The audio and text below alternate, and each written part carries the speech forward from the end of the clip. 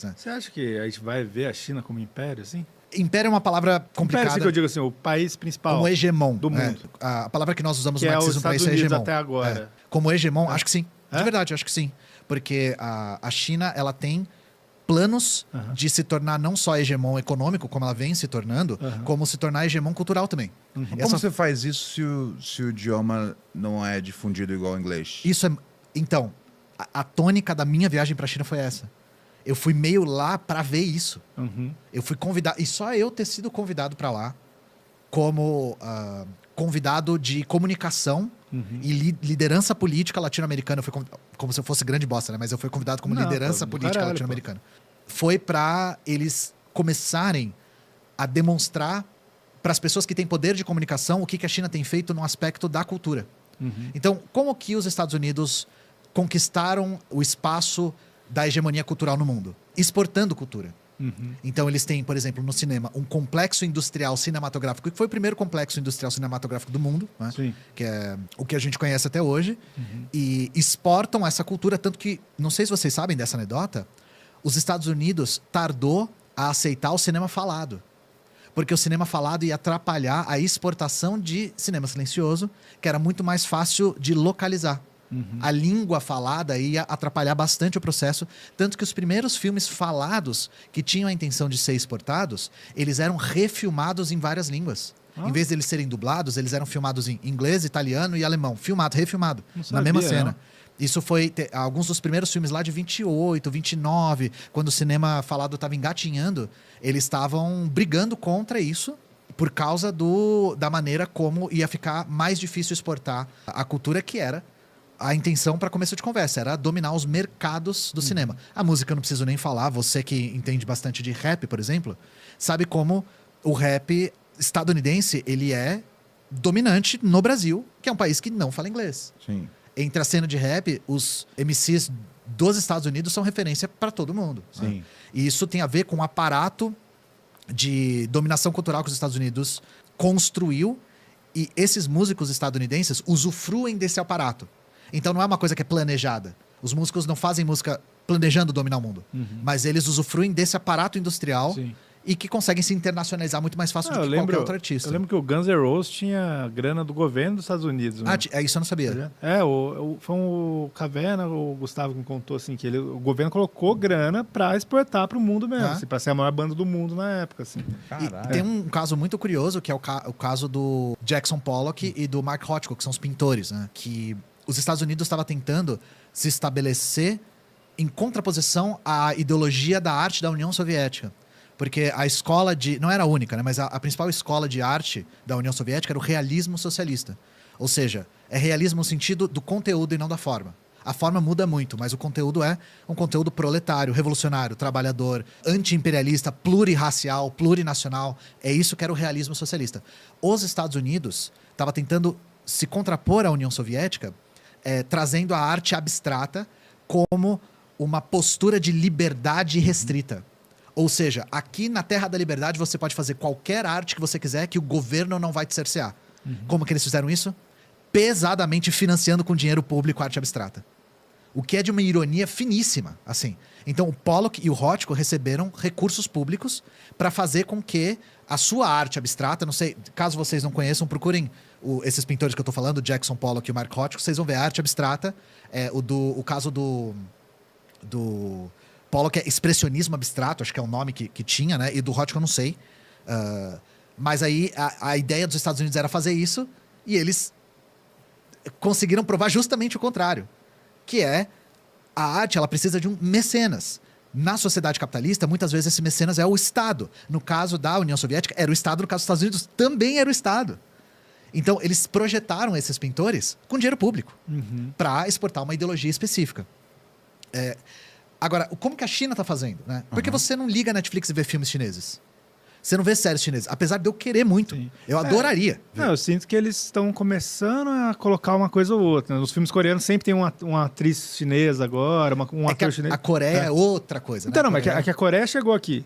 A Coreia chegou forte. E aí, através da Coreia, acho que eles estão... Coreia, dinheiro público, inclusive, né? Um aparato estatal gigantesco, é uma fábrica mas, assim, eu comecei a perceber, eu não sei quão intencional é isso, mas você concorda? Que, tipo assim, eles estão começando a colocar através da Coreia. Não, porque não? eu vi, eles me falaram lá qual que é a ideia, né? O que eles querem fazer pra começar a se inserir como uma presença cultural de relevância, de peso. Eu vou contar uma história só pra ilustrar. Eu tava sendo entrevistado pela CCTV, né? Que é a televisão pública deles lá.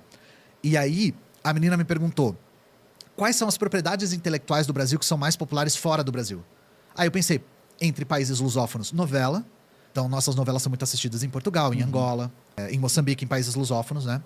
E a música brasileira na América Latina. Sim. Então, os países latino-americanos escutam bastante, desde MPB, Caetano Veloso e tal, até sertanejo universitário. Sim. Eles escutam isso bastante no restante da América Latina. Bate forte também na Europa, nos Estados Unidos. Japão também.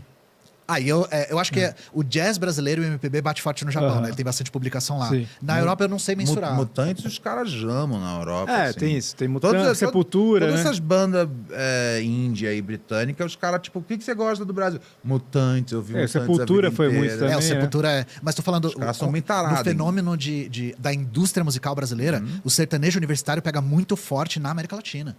Então, na época que o Michel Teló... Fora do Brasil, você diz... Sério? Tem gente aí...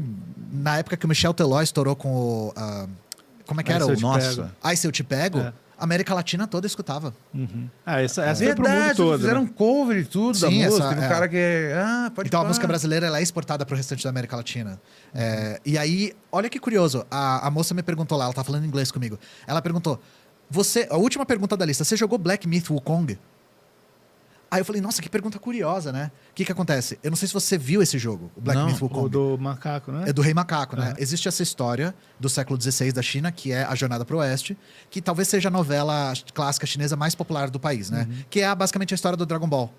Que é um rei macaco que usa um bastão que cresce e voa numa nuvem, e ele é meio traiçoeiro. O Dragon Ball é fortemente inspirado nisso, que é o Sun Wukong, né? E que em japonês ficou Son Goku. Por isso que o Goku chama Goku, né? Caso vocês não conhecessem a história do Sun Wukong, vocês conhecem de tabela por conta da influência japonesa também, né? Esse foi o primeiro jogo que a China fez pra competir no mercado internacional de videogame. E ela entrou rasgando. Eu acho que é o jogo mais jogado do ano passado por muito, assim. Foi feriado nacional quando ele foi lançado. É um jogo... Não é nem AAA, que é a categoria que a gente usa. É Quadruple A, assim. É um jogo que é de um nível de produção que eu nunca tinha visto na minha vida. E eles estavam mensurando entre nós latino-americanos qual foi o impacto cultural do jogo deles. Então não só eles lançaram, eles já lançaram medindo. Eles já lançaram querendo saber, deu certo, não deu certo, onde deu mais certo, como é que a gente vai fazer da próxima vez. Então tem essa questão da exportação, mas tem uma coisa diferente. O que eu mais escutei lá na China foram chineses falando assim, a gente não é os Estados Unidos. Porque eu falei isso pra eles, eu fui pra uma universidade conversar com os estudantes. E aí a gente podia fazer perguntas. Eu perguntei assim, todas as vezes que nós, latino-americanos, escutamos algum país falar que vai expandir a sua influência, a gente fica muito cético. Porque quando a gente teve a expansão da influência portuguesa, ela foi bastante danosa. Quando a gente teve a expansão da influência estadunidense, ela foi bastante danosa. Por que a gente deveria pensar diferente da China? E eles repetiam o tempo todo, porque a gente não é os Estados Unidos. A gente não é os Estados Unidos. A China foi colônia também. O que, assim, não dá carta branca pra ninguém. O projeto deles é interessante, não dá pra negar que é.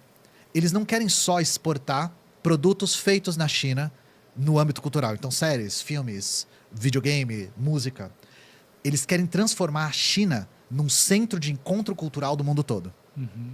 E isso foi a coisa mais interessante que eu vivenciei lá. Porque eu vi gente do sul global inteiro. Era mais raro você ver um europeu e um estadunidense. Mas assim, iraniano, uzbeque, mongolês, russo, tinha de tudo. Tinha de gente de todos os lugares do planeta e com projetos estatais, bilaterais, para intercâmbio cultural direto. Então a China está se posicionando, utilizando o seu território, o seu poder econômico, a maneira como ela desenvolveu a sua própria infraestrutura para se tornar uma espécie de caldeirão cultural de todas as culturas do sul global. Eu achei essa maneira de se posicionar no mundo, culturalmente, não só politicamente e economicamente, bastante interessante, para dizer a verdade, assim. Claro, isso impede a China de substituir os Estados Unidos? Não impede. Eu acredito que a gente tem motivos o suficiente para acreditar que isso não vai acontecer. Mas eu acredito que tem gente que é cético e tem toda a razão de estar cético também. A China, de uma certa forma, exporta capital. E exporta capital, por exemplo, nos nossos recursos naturais. A China compra as nossas reservas naturais. A China exporta capital para a África e para a Ásia para fazer projetos de empreendimento gigantescos e que são para explorar a mão de obra dessas pessoas. E isso, nem defensores da China vão dizer que não é, sabe? Porque é. Agora, a China não é os Estados Unidos, de fato. A China tem um projeto econômico distinto. A China conseguiu passar ilesa pelo projeto do neoliberalismo internacional. Na década de 90, quando a gente estava naquela onda de desestatização, de privatização, de desregulamentação, a China foi no caminho contrário. E o resultado está aí. A economia que, em 10 anos, gastou mais concreto em construção civil do que a humanidade já tinha gastado desde que o Homo sapiens existe. É esse tipo de desenvolvimento que a gente está vendo. Todo mundo fala que ir pra lá é tipo assim, ir pro futuro, tá ligado? É 2100, assim, é surreal. O que você viu lá, assim, que você falou, caralho? Eu fui pra... qual que era o objetivo da minha ida, né? É um projeto que completou 10 anos agora de levar latino-americanos que têm influência política e de comunicação pra China. Cada grupo foi pra um lugar. Eu fui para a antiga Rota da Seda, que é como o budismo chegou na China, é como as porcelanas e a seda iam para a Europa e tal.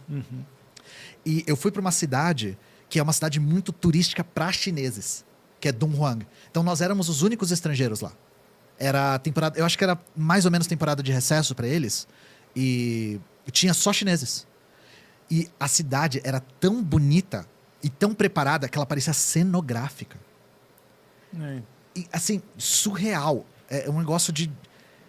Porque tem muito serviço público de manutenção da cidade.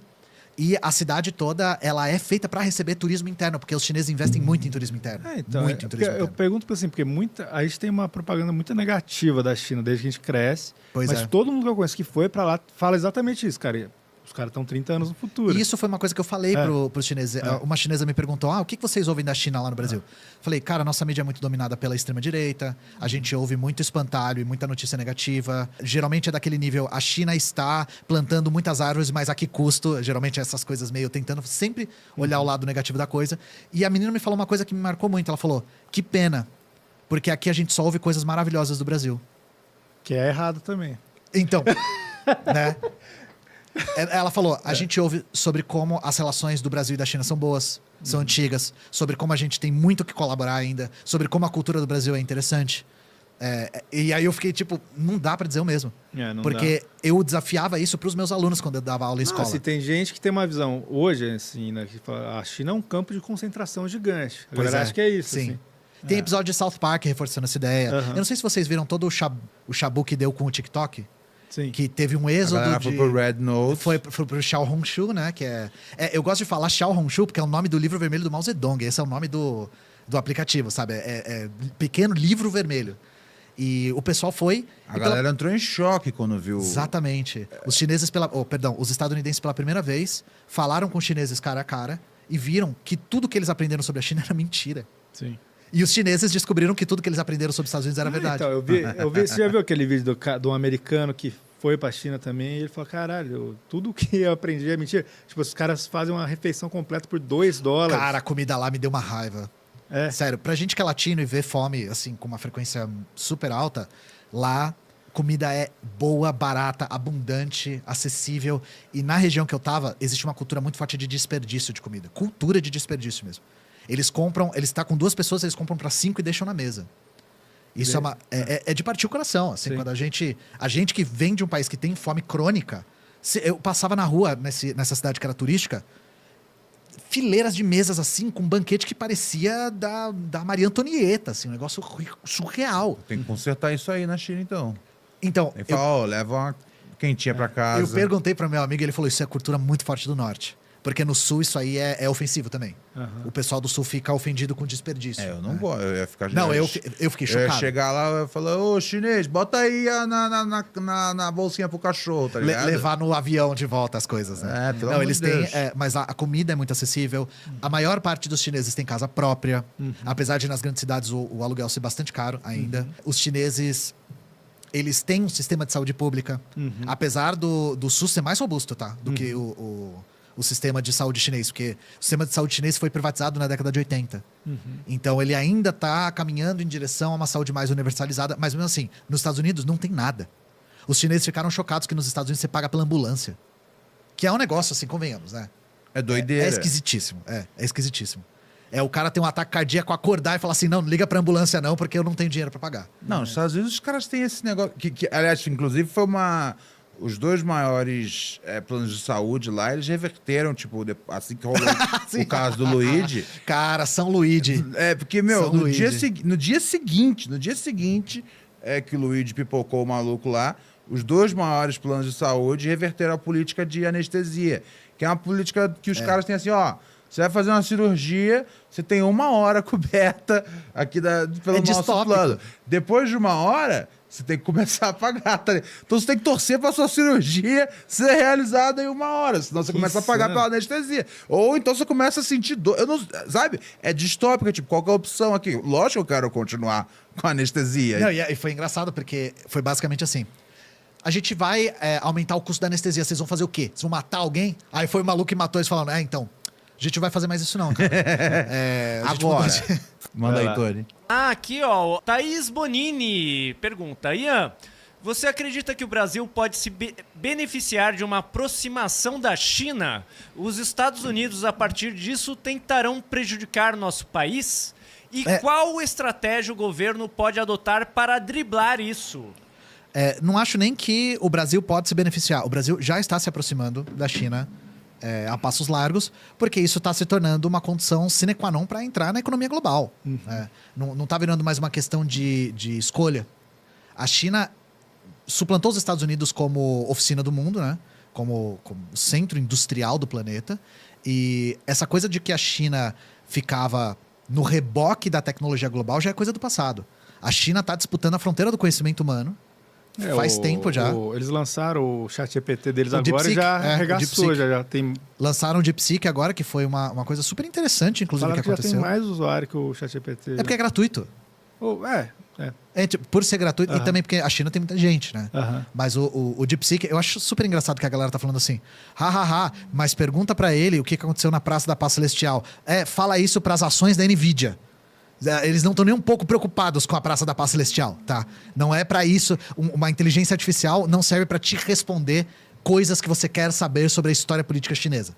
Ela serve como uma ferramenta e é isso que as empresas estão interessadas. NVIDIA tá em choque. Foi a pior de todas, OpenAI tá em choque. OpenAI, sim. Os caras perderam, tipo assim, 1 trilhão, assim. Foi. Esse dinheiro de Era bolha, de imaginação, era né? bolha, era bolha. Mas assim, teoricamente foi 1 trilhão aí que eles rodaram. Porque eles estavam investindo pesado na IA, porque o que os investidores estavam esperando?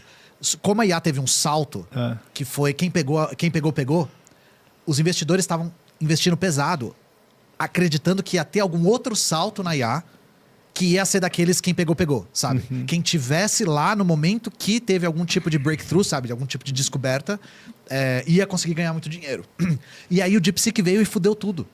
Porque o DeepSeek veio e mostrou um negócio mais barato, mais eficiente e gratuito. Então a galera falou, talvez esse breakthrough não aconteça. Talvez isso aqui... Talvez a gente esteja investindo muito pesado no lado errado. Entende? Fora a turma que começou a falar, ei, será que esse negócio de inteligência artificial não é meio perigoso? Do nada! Não, isso Do nada lançaram. Mas não. isso é super. Não, eu odeio. Não, eu tô falando a galera que é sempre pró, a partir do momento que viu o DeepSeek rolando, falou, será que a gente não devia segurar a mão um pouco nisso? Tá ligado? Porque eu agora... quero que todas essas IA vão pro inferno, tá ligado? O mundo era bem melhor sem elas, mas se tem uma que gasta menos energia, gasta menos processamento, polui menos o meio ambiente, que essa porra gasta pra caralho. Muita energia. Tá ligado? Às vezes o cara perguntar o que aconteceu na praça X, dia X, porra, gasta não sei quantos baldes d'água, tá O cara ligado? gasta um tanque de um Celta pra responder uma pergunta básica. Tá ligado? Não, Eu acho foda. tudo uma bosta, mas eu fiquei feliz que, tipo, os tech bros do Vale do Silício ficaram putos, tá ligado? Mas por mim tem que acabar toda, até o DeepSeek. eu acho Eu não tenho cachorro nessa corrida, não. Eu juro pra você, IA no capitalismo me assusta pra caralho, assim, eu acho que o futuro é muito... Principalmente porque as pessoas não conseguem mais distinguir o que é real e o que não é. Isso me já assusta. faz um tempo. Das IAs, se intensificou muito com as IAs, né?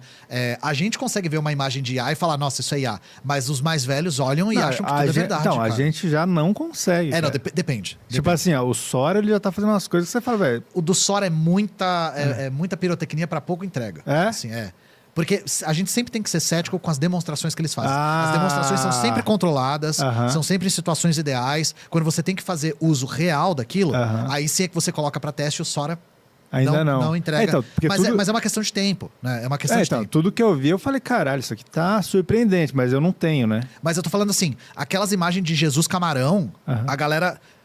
a imagem de gato pilotando trator, trabalhando, e aí as idosas olham e falam assim, muito triste. Muito triste, cara. Sim. Tipo, Deus abençoe. E aí é foda, porque o impacto que isso tem na mente das pessoas. O dia que isso bateu em mim foi... Eu não tinha mobília na minha casa ainda. Então eu gravava olhando pra câmera e o fundo era branco com umas luzes só. Eu postei o vídeo e o primeiro comentário foi... Esse vídeo é IA? Falei, nossa, a galera não tá... Tipo, o cérebro do pessoal tá virando meio geleia, assim. Não tá mais conseguindo distinguir, porque eu tava meio reto, assim, meio parado. E não seria difícil pra uma IA replicar, né? Aquilo me assustou. Foi a primeira vez que eu tive medo. Não foi o vídeo do Castanhari falando do apocalipse lá, que deu uma puta viralizada, né? Que foi bem no comecinho das IAs. Mas enfim, o caso da DeepSeek foi assim, né? E a respeito da aliança do Brasil com a China, do ponto de vista de um marxista-leninista, sinceramente, gente, a China nunca teve a postura internacionalista que a União Soviética tinha. Nunca teve. Então, um auxílio às revoluções proletárias ao redor do globo... Eu sou muito cético a respeito disso. Pensando do meu lado, né? Do lado da militância política. Agora, do lado de uma aliança econômica, pra gente sair da zona do dólar, pra gente deixar de ser quintal dos Estados Unidos, pra gente desenvolver uma certa independência, uma certa soberania nacional no que diz respeito a transações internacionais, no que diz respeito a controle de informações, no que diz respeito à construção de uma internet soberana, que é uma coisa que a gente não tem. Aí eu acredito, de verdade. Porque aí os cria da BRICS estão vindo. O Brasil tá ficando para trás nisso, mas eu ainda acho que a gente tem muito chão pela frente no que diz respeito às políticas de desdolarização globais, que estão se acelerando bastante até. E a China é fundamental nesse aspecto porque ela é o elo forte dos BRICS, né? Ela é o elo indispensável. Então, novamente, para responder a sua pergunta, eu não acho que é uma questão de o Brasil pode se aliar. O Brasil vai se aliar por uma questão de sobrevivência. Frente a um império decadente e a um império, né, digamos assim, ascendente, vale sempre mais a pena se aliar com mais Por que os forte. Estados Unidos devem tanto dinheiro à China e a China nunca faz, tipo, beleza, agora você vai ser minha vadia. Tá ligado? Quem disse que não faz, né? Então, como eles estão fazendo, então? Porque eu queria demonstrações O que muito a China... visuais de que o... Isso tem porque eles falam uma boa... Tá ligado? Eles falam uma boa quando é contra a China. Eles ainda tocam a propaganda deles. Não parece muito que eles são tipo... tá ligado? Mas você Tão na pode coleira. ver que o Trump falou um monte já no começo já baixou a crista, assim. mas porque ele não tem escolha. Existe uma frase famosa do Deng Xiaoping, né, que é nós queremos fazer negócios. E essa frase resume bem a política da China. A China é extremamente pragmática nas suas relações comerciais. Então a China, ao mesmo tempo, negocia com a Coreia do Norte e com Cuba e com Israel e os Estados Unidos e a Arábia Saudita ao mesmo tempo. Eu gosto de dizer que se você vender sua mãe, a China compra, ela nem olha. Sabe? O que você acha? Você acha que eles estão meio... foda-se, todo mundo é só a gente que importa? Nesse Não sentido? é isso. Tem a ver com a gente costuma chamar isso de pragmatismo chinês. Mas tem a ver com a linha que a China adotou depois do Deng Xiaoping, que foi o que eu citei. Que a China tem um ponto de vista de socialismo que é controverso o uso da palavra socialismo, né? Mas eu vou usar os termos que eles mesmos usam, né? Socialismo com características chinesas. Que eles acreditam que eles precisam desenvolver as forças produtivas antes de socializar os meios de produção. Então, eles acreditam que eles têm que acumular o máximo possível de desenvolvimento econômico antes de passar para uma etapa superior, no qual aí sim as relações de classe são superadas e tal. Porque a China tem muito também, né? Muito bilionário. Você acha que essa galera da elite da China deixaria isso acontecer? Você fez a pergunta-chave. Esse é o maior debate entre marxistas. Porque o que gente mais da minha linha defende? Onde existe burguesia, existe controle político da burguesia. O domínio econômico, né, o crescimento econômico vem junto com o poder político. Só que a China fez isso de uma maneira um pouco diferente. A burguesia da China é cria do Partido Comunista. O Partido Comunista criou a burguesia da China, que é uma coisa que a gente nunca viu em nenhum outro lugar. Então, talvez isso possa apresentar resultados diferentes. E, assim, já tem apresentado resultados diferentes. Eu dou um exemplo. O mercado financeiro da China é todo controlado pelo Estado. Então, os investidores só podem investir onde o Estado permite. Aqui, por exemplo, se você quiser investir em avestruz power, esquema de pirâmide que está dando dinheiro, você pode. Investe num bagulho, porque é para onde o capital está fluindo. A China, onde ela precisa desenvolver, onde ela tem interesse em desenvolver, ela abre para os investidores. E aí os investidores privados investem, mas isso em setores controlados. Então, é assim que ela consegue unir uma coisa com a outra. Só que aí esses setores que ficam ricos investindo, eles não convertem esse poder econômico em poder político? É um debate. Sim. Tem gente que defende que sim. Tem gente que defende que o Partido Comunista Chinês é dominado pela burguesia há tempos. Tem gente que defende que é rigorosamente o contrário.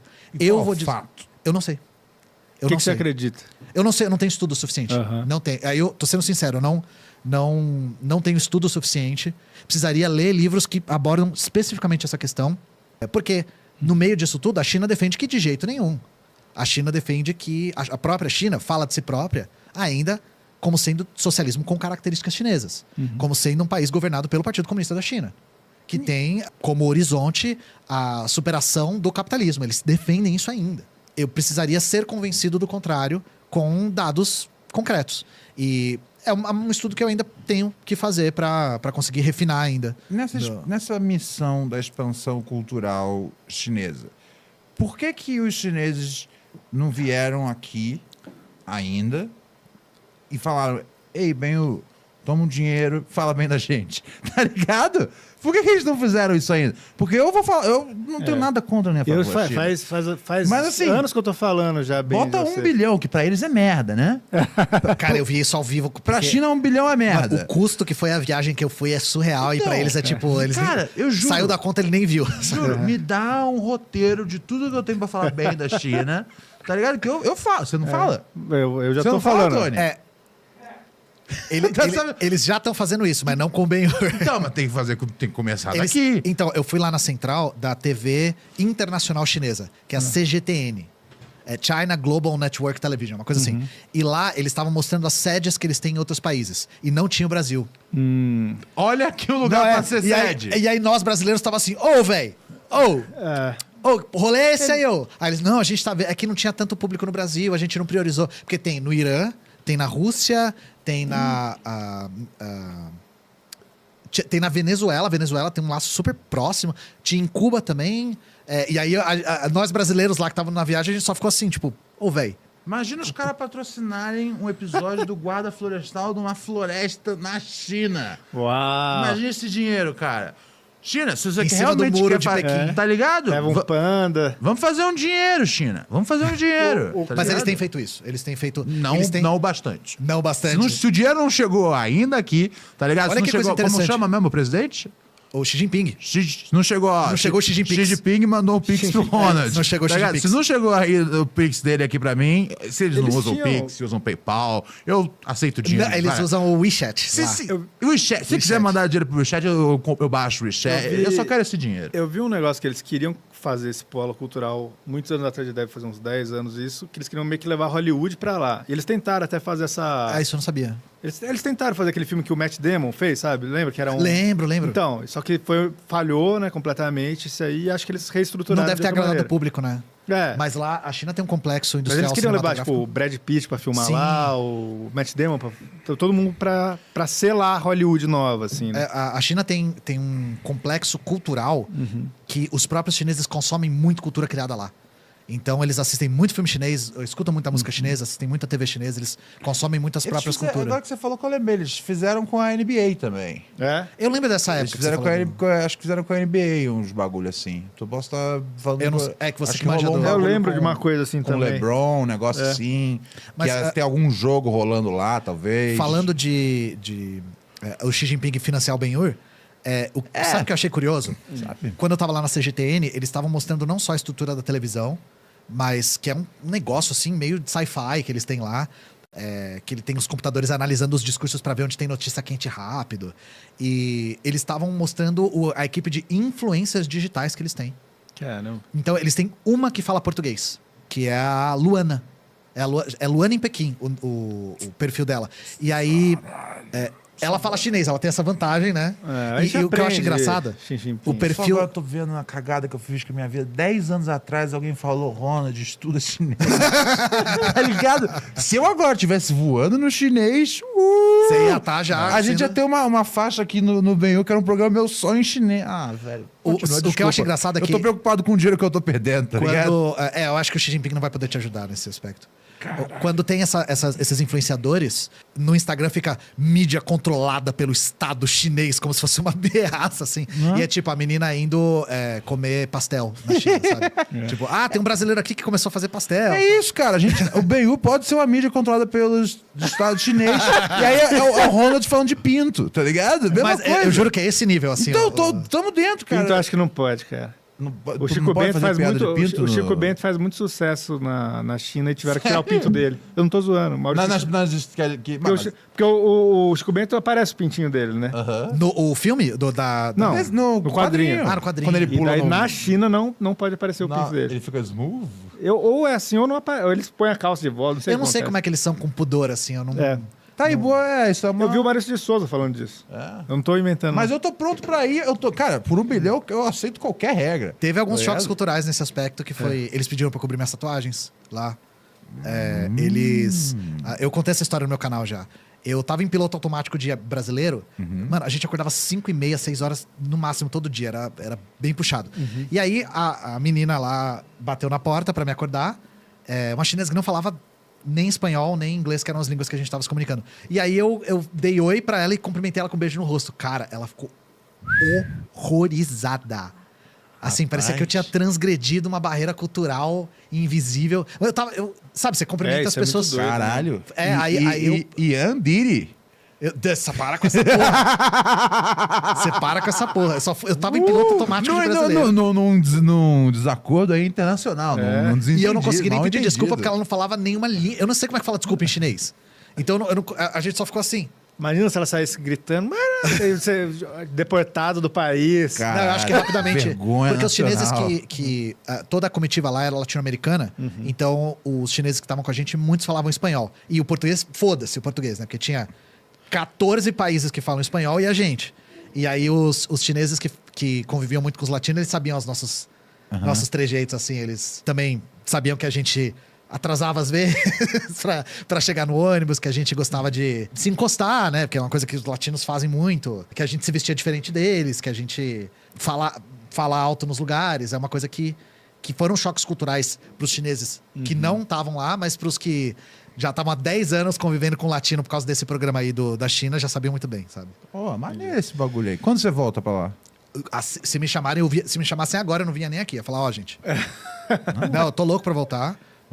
Mas Mas dá pra... Quando você for, dá pra você ficar lá? Tipo, pra não sempre? era o programa. Não era o programa. Não, mas... Sim, mas você dribla o programa. Eu Tipo, poderia- você pode ficar ilegal lá? É o que eu quero saber. Eu não arriscaria fazer isso, amor. Eu não arriscaria Não, fazer é porque isso. eu tô pensando, às vezes o cara tá vendo aqui eu falando e fala, pô, vamos levar o Ronald. Porque é legal levar, porra, um professor, historiador, um cientista político, mas é legal levar um animal também, tá ligado? Que é só o cara tipo pra ver e falar, caralho, Chile é foda! Sem muito... Eu acho os argumentos que você usa foda, mas eu ia trazer uma outra perspectiva. Eu acho que você quer o Xi Jinping aí. Eu ia pro campinho de futebol, tá O ligado? Ronald tá pensando nos boletos dele, o Ronald falou, caralho, a China é a braba. Ele já tá contando com isso, ele tá contando mandando com no isso. WhatsApp. Ô, Rach, pode ele já tá pode pedindo- comprar uma mesa nova aí pra cá. Ele já tá indo pro agiota dele falando, mano, eu descobri já a braba. Cara, sabe o que é meu... Sabe o que é Desce meu... esse Play 5 já, Sabe Rach. quem que é meu agiota? Meu agiota é o Bradesco, cara. Ah, é. Tá ligado? Ninguém chama de agiota quando é banco. É bem né? pior do que se fosse um agiota, porque o agiota só vem e quebra suas pernas, tá ligado? O Bradesco fica pra sempre cobrando, e botando juros, até eu atirar na minha cabeça.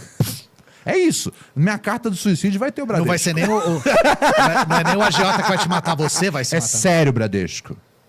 Buceta sério. Bradesco. Buceta Bradesco, como a música do Skylab. Tem essa música? Pô,